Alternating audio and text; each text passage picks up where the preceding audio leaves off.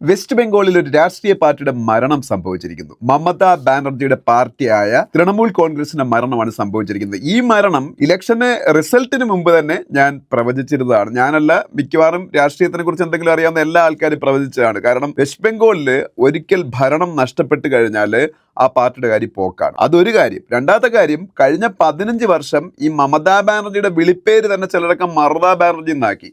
ആ രീതിയിൽ ജനാധിപത്യത്തിന് യാതൊരു മൂല്യവും കൊടുക്കാത്ത അഹങ്കാരവും കാടത്വവും നിറഞ്ഞ, ഈവൻ രാജ്യദ്രോഹം പോലും നിറഞ്ഞ ഒരു ഭരണം ആയിരുന്നു അവിടെ മുന്നോട്ട് പോയിക്കൊണ്ടിരുന്നത്. ഇവരുടെ ചെയ്തികളെ കുറിച്ചൊക്കെ ഇപ്പോൾ ആണ് പലരും ഈ പുറത്തായതിനു ശേഷം പത്രമാധ്യമങ്ങൾ വഴിയും ചാനലുകൾ വഴിയൊക്കെയാണ് അറിയുന്നതെങ്കിലും കഴിഞ്ഞ 10 വർഷത്തിൽ കൂടുതലായിട്ട് ഈ ബംഗാൾ രാഷ്ട്രീയത്തിന് ഒരുവിധമൊക്കെ നിരീക്ഷിച്ചുകൊണ്ടിരുന്ന ഞാൻ ഇത് മുമ്പേ മനസ്സിലാക്കിയിട്ടുണ്ട്. ഈ സ്ത്രീ എന്ന് പറയുന്ന ഇന്ത്യ സഖ്യം എന്ന് പറയുന്ന ഇന്ത്യയിലെ പ്രതിപക്ഷ സഖ്യത്തിന്റെ ഒരു മുഖമായിട്ട് അവരെ ഉയർത്തി കാട്ടാൻ ശ്രമിച്ചിട്ടുണ്ട്. ഒരു പക്ഷേ കഴിഞ്ഞ തവണ BJP നേതൃത്വം കൊടുക്കുന്ന NDA സഖ്യത്തിന് ഒപ്പം ഈ നിതീഷ് കുമാറിന്റെയും ചന്ദ്രബാബു നായിഡുവിന്റെയൊക്കെ ഒരു പാർട്ടികളും കൂടെ ജോയിൻ ചെയ്തില്ലായിരുന്നെങ്കിൽ ഇന്ത്യ സഖ്യം അധികാരത്തിൽ നിർത്തി എന്ത് സംഭവിച്ചെന്നറിയാമോ? ഇവരായന ഇന്ത്യയുടെ പ്രധാനമന്ത്രി. ആരാണ്? മമതാ ബാനർജി. കാര്യം രാഹുൽ ഗാന്ധിയെ തൃണമൂൽ കോൺഗ്രസ് അംഗീകരിക്കത്തില്ല, അതൊരു പണ്ടേ പറഞ്ഞിട്ടുള്ള കാര്യമാണ്. പിന്നെ ഇവർക്ക് കുറെ സീറ്റ്സും ഉണ്ടല്ലോ, ഒരു 10-30 സീറ്റ്സിന് അടുപ്പിച്ച് ഉണ്ട്, MP-മാരുണ്ട് അവർക്ക്.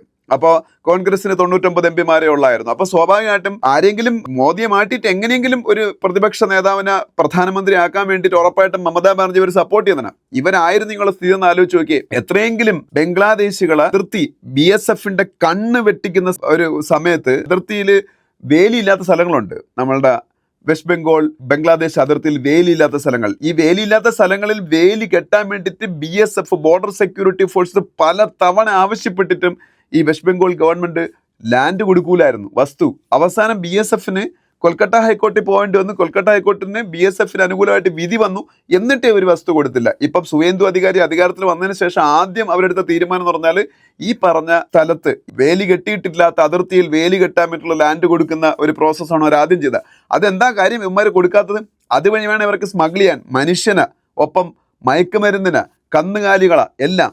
ഈ അവിടെ നിന്ന് വേലിയില്ലാത്ത സ്ഥലത്തുകൂടെ BSF-ന്റെ ഒന്ന് കണ്ണ് ചിമ്മുന്ന സമയത്ത് അവർക്ക് അത് അറിയാം. ഇവരുടെ ലോക്കൽ ലെവലിലെ ഗുണ്ടകൾക്ക് അവന്മാര് ഈ ബംഗ്ലാദേശികളെ കയറ്റിവിടും. എന്നിട്ട് അവർക്ക് വേണ്ട എല്ലാ സൗകര്യങ്ങളും ചെയ്തു കൊടുക്കും. കിട്ടുന്നത് 7,000 രൂപ തൊട്ട് 20,000 രൂപ വരെയാണ് ഒരാളെ കയറ്റി വിടുന്നതിന്. അതോടുകൂടി അവർ ഇന്ത്യൻ പൗരന്മാരാകുന്നു, വോട്ടർ പട്ടികയിൽ കയറുന്നു, ഇന്ത്യയുടെ എല്ലാ ആനുകൂല്യങ്ങളും പറ്റുന്നു. എന്നിട്ട് ഈ രാജ്യത്തിന്റെ അകത്ത് അവർ നമ്മളുടെ റിസോഴ്സസ് തിന്നും കുടിച്ചും ജീവിക്കുന്നു. ഇങ്ങനെ ഒരു സാഹചര്യം. ഇതാണ് ഞാൻ രാജ്യദ്രോഹപരമായിട്ടുള്ള കാര്യം ഞാൻ പറയാൻ കാര്യം.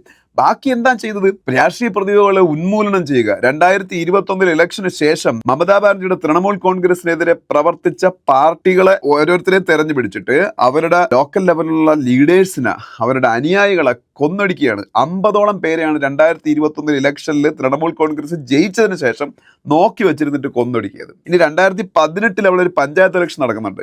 ഈ പഞ്ചായത്ത് ഇലക്ഷനിൽ എന്ത് സംഭവിച്ചെന്ന് പറയുമ്പോൾ 21,000-ഓളം വാർഡുകളിൽ എതിർ സ്ഥാനാർത്ഥി ഇല്ല. എതിർ സ്ഥാനാർത്ഥി ഇല്ലാതെ 21,000-ഓളം വാർഡുകളിൽ തൃണമൂൽ കോൺഗ്രസ് ഏകപക്ഷീയമായിട്ട് വിജയിക്കുകയാണ്. അവിടെ മത്സരമില്ല. കാര്യം എന്താ? മത്സരിക്കാൻ ആരെയും സമ്മതിക്കത്തില്ല. അപ്പൊ ഇത് സുപ്രീം കോടതിയുടെ വരെ ശ്രദ്ധയിൽപ്പെടുകയും സുപ്രീം കോടതിക്ക് വളരെ കർശന നിലപാടെടുക്കുകയൊക്കെ ചെയ്തു. എതിർ പാർട്ടികൾ, അത് BJP ആയിക്കോട്ടെ, CPM ആയിക്കോട്ടെ, കോൺഗ്രസ് ആയിക്കോട്ടെ, ആരും ഇവർക്കെതിരെ മത്സരിക്കാൻ പാടില്ല. സ്ത്രീകളെ അങ്ങനെ മത്സരിക്കുന്നവരുടെ സ്ത്രീകളെ ബലാത്സംഗം ചെയ്യും. ഈ മത്സരിക്കുന്നവനെ ചിലപ്പോൾ കൊന്നുകളയും.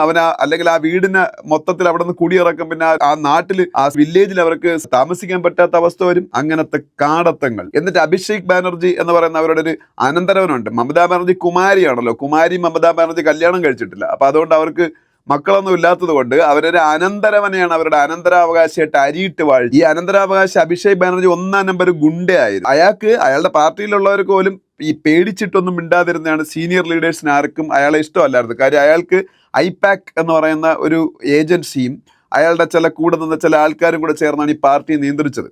എന്നിട്ട് അഴിമതി ചെയ്യാവുന്ന എല്ലാം ചെയ്തു കൂട്ടി, ഗുണ്ടകളെ വളർത്തി, കൊലപാതകങ്ങൾ നടത്തി, ബലാത്സംഗങ്ങൾ ചെയ്തു കൂട്ടി. ഇപ്പൊ ഓടി നടന്ന അടിപൊളിയാണ്. നമ്മളിപ്പോ ഇടയ്ക്ക് ഒരു വീഡിയോ കണ്ടല്ലോ, എവിടെയോ ചെന്ന് കയറി കൊടുത്തു, അവര് എടുത്തിട്ട് പരിക്കി, അവസാനം തലയിൽ ഹെൽമെറ്റ് വെച്ചുകൊണ്ടാണ് അവിടെ നിന്ന് രക്ഷപ്പെടുന്നത്. ഇതിനിടെ കൂടെ വേറൊരു വലിയ കള്ളത്തരം കാണിച്ചു. എന്താണെന്ന് വെച്ചാല് ഈ തൃണമൂൽ കോൺഗ്രസിന് അധികാരം നഷ്ടപ്പെട്ടതോടുകൂടി തന്നെ അവിടുത്തെ കൗൺസിലർമാരും പഞ്ചായത്ത് മെമ്പേഴ്സും ഉൾപ്പെടെ എല്ലാവരും ഇപ്പം രാജിവെച്ചുകൊണ്ടിരിക്കുക. അതായത് ഇന്നലെ കൊൽക്കത്ത കോർപ്പറേഷന്റെ മേയറും രാജിവെച്ചു. അപ്പൊ എല്ലാവരും രാജിവെച്ചു പോയാ. ഇതിന്റെ കൂട്ടത്തിൽ MLA-മാരൊക്കെ രാജിവെച്ചവർക്ക് സ്ഥാനം നഷ്ടപ്പെടുമല്ലോ. പക്ഷെ MLA-മാർക്ക് എന്നാൽ പ്രവർത്തിക്കാനുള്ള ധൈര്യമില്ല. കാരണം എന്ന് വെച്ചാൽ നാട്ടുകാരുടെ അടുത്ത് അടിക്കുന്നുള്ള പേടിയാണ് അവർക്ക്. തൃണമൂൽ കോൺഗ്രസിൽ നിന്നാൽ പണ്ട് നടത്തിയ കറപ്ഷൻസ് എല്ലാം BJP അന്വേഷിക്കുന്നുള്ള പേടിയും. അപ്പൊ അതുകൊണ്ട് എന്ത് ചെയ്ത് എൻമാസ് ഈ പറഞ്ഞ MLA-മാര് പാർട്ടി വിടാൻ ഒരുങ്ങി നിൽക്കുമായിരുന്നു. പക്ഷേ തൃണമൂൽ കോൺഗ്രസിന്റെ ലീഡർഷിപ്പായ മമതയ്ക്കും അഭിഷേക് ബാനർജിക്ക് അത് അനുവദിക്കാൻ പറ്റുമോ? അവരെന്ത് ചെയ്തു? അവർക്ക് പ്രതിപക്ഷ നേതൃസ്ഥാനം വേണമല്ലോ. പ്രതിപക്ഷം അവരാണല്ലോ. 80 MLA-മാരുണ്ട് തൃണമൂൽ കോൺഗ്രസിന്. അങ്ങനെ പ്രതിപക്ഷ നേതാവ് സ്ഥാനത്തിന് അവർ അർഹരാണ്. അത് കിട്ടാൻ വേണ്ടിയിട്ട് ഈ അഭിഷേക് ബാനർജി ഈ എല്ലാ MLA-മാരുടെ ഒപ്പൊക്കെ അങ്ങ് സ്വന്തമായിട്ടും കിട്ടും. അപ്പം ഋതപ്രതാപ് ബാനർജി എന്ന് പറയുന്ന നേതാവിന്റെ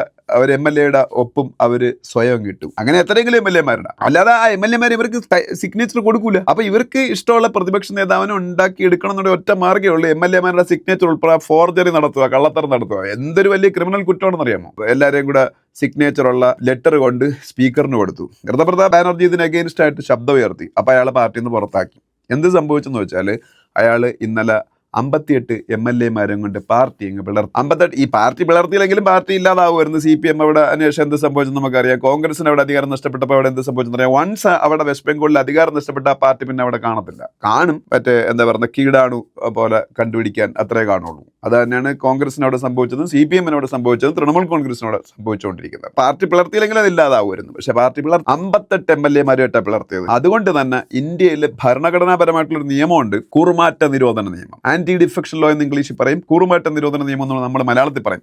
ഈ കൂറുമാറ്റ നിരോധന നിയമം എന്ന് വെച്ചാൽ ഒരു പാർട്ടിയിൽ നിന്ന് ഇലക്റ്റഡ് ആയിട്ട് ആ പാർട്ടി സിമ്പലിൽ മത്സരിച്ചിട്ട് വേറൊരു പാർട്ടിയിലേക്ക് കൂറുമാറിയാൽ അയാൾ അയോഗ്യനാവും. അതാണ് കൂറുമാറ്റ നിരോധന നിയമം. പക്ഷെ അങ്ങനെ അത് MLA ആണെങ്കിലും MP ആണെങ്കിലും അയോഗ്യനാവും. ഇങ്ങനെ അയോഗ്യനാവാതിരിക്കാൻ എന്ത് ചെയ്താൽ മതി? 2 ആൾക്കാരെ കൊണ്ട് ചാടിപ്പോയാൽ മതി. അങ്ങനെ ഒരു പ്രൊവിഷൻ അവിടെ ചെയ്തു കൊടുത്തു. ഈ നിയമം ഉണ്ടാക്കിയത് രാജീവ് ഗാന്ധിയുടെ കാലത്താണ്, 1985. രാജീവ് ഗാന്ധി ആ നിയമം ഉണ്ടാക്കുന്ന സമയത്ത് അങ്ങനെ ഒരു പ്രൊവിഷൻ അതിലില്ലായിരുന്നെന്നാണ് എൻ്റെ വിശ്വാസം. അതിന് ശേഷം വന്നൊരു അമെൻമെന്റിൽ കൂടെയാണ് ഇതിൽ 2 ആൾക്കാരുമായിട്ട്, അതായത് 30 MLA-മാരുണ്ടെങ്കിൽ ഞാൻ ഒറ്റയ്ക്ക് ചാടിയാൽ ഞാൻ ഡിസ്ക്വാളിഫൈഡ് ആവും. അതിൽ 30 MLA-മാരിൽ 20 കൂടുതൽ ആൾക്കാർ, ഒരു 20-21 പേരെയും കൊണ്ട് ഞാൻ ചാടിയാൽ ഡിസ്ക്വാളിഫൈഡ് ആവത്തില്ല നമ്മൾ ആരും. അതാണ് ഇതിലൊരു പ്രൊവിഷൻ. ഇതാണ് ഇന്നലെ അവിടെ ഉപയോഗപ്പെടുത്തിയത്. ഈ ഋതപ്രതാപ് ബാനർജി 58 MLA-മാരെയും കൊണ്ട് ചാടി. 80-ന്റെ 30% എത്രയാണ്? ഏതാണ്ട് 54 വരും. അപ്പൊ 54-ൽ കൂടുതൽ MLA-മാരെ കൊണ്ട് ചാടിയാൽ ഈ പറഞ്ഞ കൂറുമാറ്റ നിരോധന നിയമം അല്ലെങ്കിൽ ആന്റി ഡിഫെക്ഷൻ ലോയുടെ പരിധിയിൽ അവർ വരത്തില്ല. അവർക്ക് രക്ഷപ്പെടാം. അവർക്ക് സെപ്പറേറ്റ് ഒരു ബ്ലോക്ക് ആവും. വേണമെങ്കിൽ അവരാവും യഥാർത്ഥ തൃണമൂൽ കോൺഗ്രസ്. അപ്പൊ 54 മതിയായിരുന്നു, ഇപ്പൊ ഇവർക്ക് 58 ഉണ്ട്. അപ്പൊ അവർ ഈ കൂറുമാറ്റ നിരോധന നിയമത്തിന്റെ പരിധിയിൽ നിന്ന് രക്ഷപ്പെട്ടു എന്ന് മാത്രമല്ല, ഋതപ്രതാപ് ബാനർജിയെ പ്രതിപക്ഷ നേതാവായിട്ട് തെരഞ്ഞെടുത്തുകൊണ്ട് ഈ 58 MLA-മാരും കൂടെ ഒപ്പിട്ട കത്ത് സ്പീക്കറിന് കൊടുത്തു. സ്പീക്കർ അത് അംഗീകരിക്കാൻ പറ്റൂലല്ലോ. കാര്യം വലിയൊരു ബ്ലോക്കായി മാറിയില്ല അവർ. ബാക്കി ഇനി 20 MLA-മാരെ പിന്നീട് ആരോ കൂടെ ഉള്ളത് മമതാ ബാനർജിയുടെ അത് തന്നെ ഉണ്ടെന്ന് ഉറപ്പില്ല. കാര്യം നാളെ അല്ലെങ്കിൽ അടുത്ത ദിവസങ്ങളിൽ അവരും ഒരു ചാടി ഇപ്പുറത്ത് വരാം.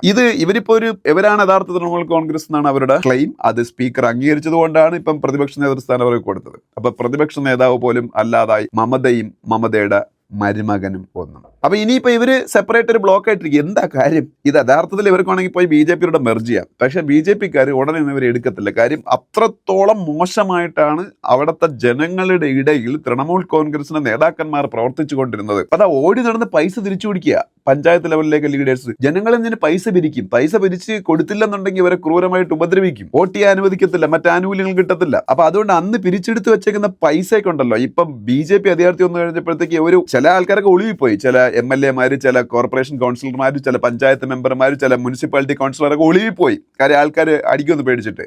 എന്നിട്ട് ഒളിവിൽ ഇരുന്നുകൊണ്ട് വരെ ബന്ധുക്കളെ പറഞ്ഞു വിട്ടാണ് അവരുടെ ഗ്രാമങ്ങളിൽ, അവരുടെ പഞ്ചായത്തുകളിലും ഒക്കെ ഈ പൈസകൾ തിരിച്ചു കൊടുത്തുകൊണ്ടിരിക്കുന്നത്. ഇതെല്ലാം മലയാളം പത്രങ്ങൾ ഉൾപ്പെടെ വന്ന വാർത്തയാണ്. ഇതൊക്കെ നമുക്ക് കേൾക്കുമ്പോൾ ഭയങ്കര അതിശയമായിട്ട് തോന്നും. കാര്യം ഇത് ബീഹാറിൽ പോലും നടക്കാറില്ല. ബീഹാർ എന്ന് പറഞ്ഞാൽ ഇന്ത്യയിലെ ഏറ്റവും പിന്നോക്ക സംസ്ഥാനമാണ് എന്ന് ഉള്ളത് ആ ഒരു യാഥാർത്ഥ്യം നിലനിൽക്കുമ്പോഴും ബീഹാറിൽ നടക്കുവരുത്. പണ്ട് ലാലു പ്രസാദ് യാദവിന്റെ കാലഘട്ടത്തിൽ നിതീഷ് കുമാർ അധികാരത്തിൽ വന്ന ഒരു 10-20 വർഷം ബീഹാർ ഭരിച്ചപ്പോൾ അതൊക്കെ ഇങ്ങ് വെടിപ്പായി. അവിടെ നിന്ന് ഇങ്ങനെ യാതൊരു പ്രശ്നവുമില്ല. UP-യിലും ഇല്ല. ഇന്ത്യ മുന്നണിക്കാരുടെ ഏറ്റവും വലിയ നേതാവായ മമതാ ബാനർജിയുടെ നാട്ടിൽ നടന്നുകൊണ്ടിരുന്നതാണ്. അപ്പൊ എന്തായാലും അങ്ങനെ ഈ പറഞ്ഞ MLA-മാരെ ആൾക്കാർ ഞാൻ പറഞ്ഞ ഓടിച്ചിട്ട് അടിക്കുന്ന സാഹചര്യമാണ് അവിടുത്തെ പ്രതിപക്ഷ MLA-മാർ. ഈ പ്രതിപക്ഷ MLA-മാർ ഇത്രയും കറപ്റ്റായിട്ടുള്ള ഗുണ്ടാഗിരി നടത്തിയ പല ഇതുപോലുള്ള ആന്റി പീപ്പിൾ ആക്ടിവിറ്റീസ് നടത്തി ഈ MLA-മാരെ പിടിച്ച് BJP-യിലേക്ക് ചേർത്ത് കഴിഞ്ഞാൽ BJP-യും തൃണമൂലും തമ്മിലൊരു വ്യത്യാസമില്ല എന്ന് ഇപ്പം ജനങ്ങൾക്ക് ബോധ്യപ്പെടും.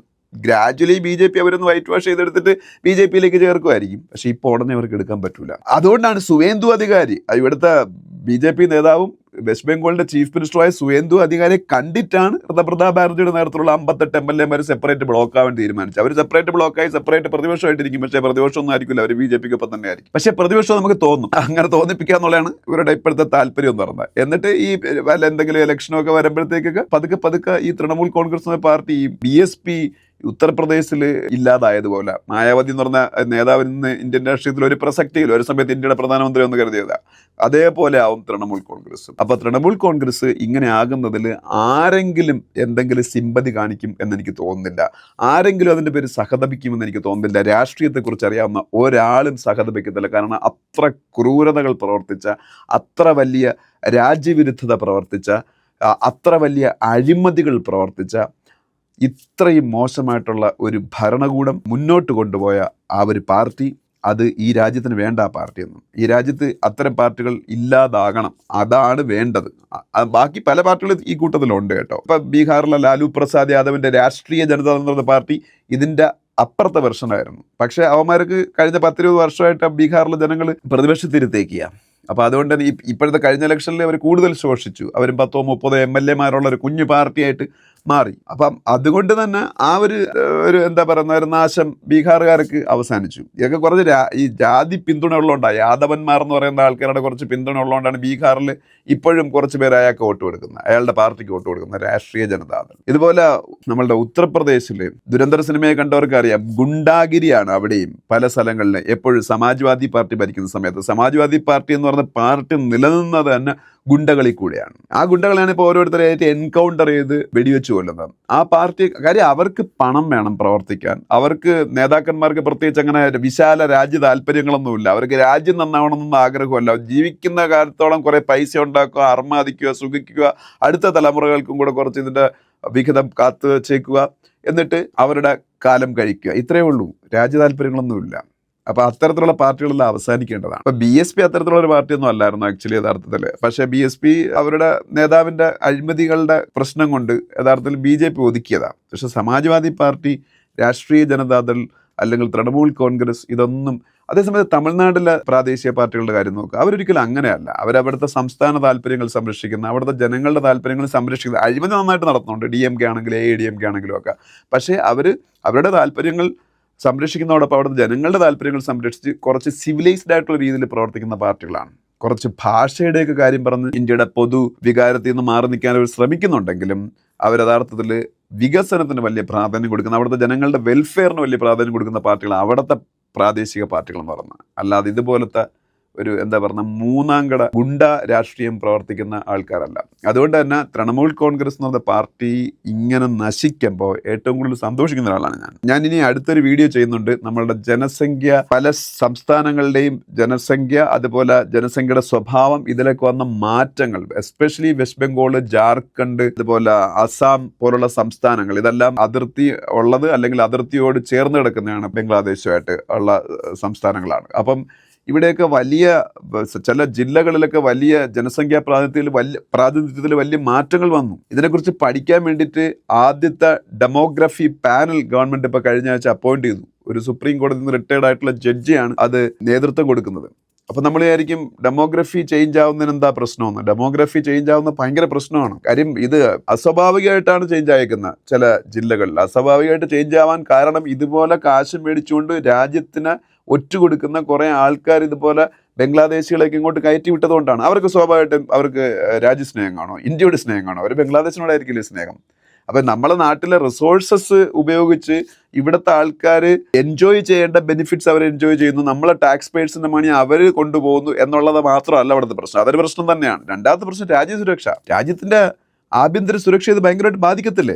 നമ്മളുടെ ഇന്റർണൽ സെക്യൂരിറ്റി അത് തകിടം മറിക്കത്തില്ലേ? അപ്പൊ അതുപോലും ചിന്തിക്കാതെ ഈ പറഞ്ഞ പിന്നീട് അവർക്ക് കുറച്ച് വോട്ട് കിട്ടുക, കുറച്ച് കാശുണ്ടാക്കുക എന്ന മാത്രം ലക്ഷ്യം വച്ചുകൊണ്ട് രാഷ്ട്രീയം പ്രവർത്തിക്കുന്ന ആൾക്കാരാണ് ഈ പറഞ്ഞവർ. എന്ത് അടിസ്ഥാനത്തിലാണ് ഇവരെയൊക്കെ നമ്മൾ വിശ്വസിക്കുക എന്ന് പറയുന്നത്? ഇവിടുത്തെ പൊതുജനം. ഇവരൊക്കെ ഇന്ത്യയുടെ പ്രധാനമന്ത്രി ബൈ ചാൻസ് ആയിരുന്നെങ്കിൽ, ഞാൻ പറഞ്ഞില്ലേ, ഇന്ത്യ അലയൻസിന്റെ പ്രധാനമന്ത്രി പദത്തിലേക്ക് കുപ്പായവും തയ്പ്പിച്ചിരുന്ന ആളാണ് മമതാ ബാനർജി. അവർക്ക് ഒരുപക്ഷേ ഭൂരിപക്ഷത്തിന് അടുത്തെത്താൻ പറ്റിയിരുന്നെങ്കിൽ മമതാ ബാനർജി ഇന്ത്യയുടെ പ്രധാനമന്ത്രിയാവാൻ ഏതാണ്ട് 50% ചാൻസ് ഉണ്ടായിരുന്നു. രാഹുൽ ഗാന്ധിക്ക് ബാക്കി 50% ചാൻസേ ഉള്ളായിരുന്നു. കാര്യം രാഹുൽ ഗാന്ധി പല പ്രാദേശിക പാർട്ടികൾ അംഗീകരിക്കത്തില്ലായിരുന്നു. അതിൽ ഏറ്റവും കൂടുതൽ അംഗീകരിക്കാത്ത പ്രാദേശിക പാർട്ടി മമതാ ബാനർജിയുടെ തൃണമൂൽ കോൺഗ്രസ് ആയിരുന്നു.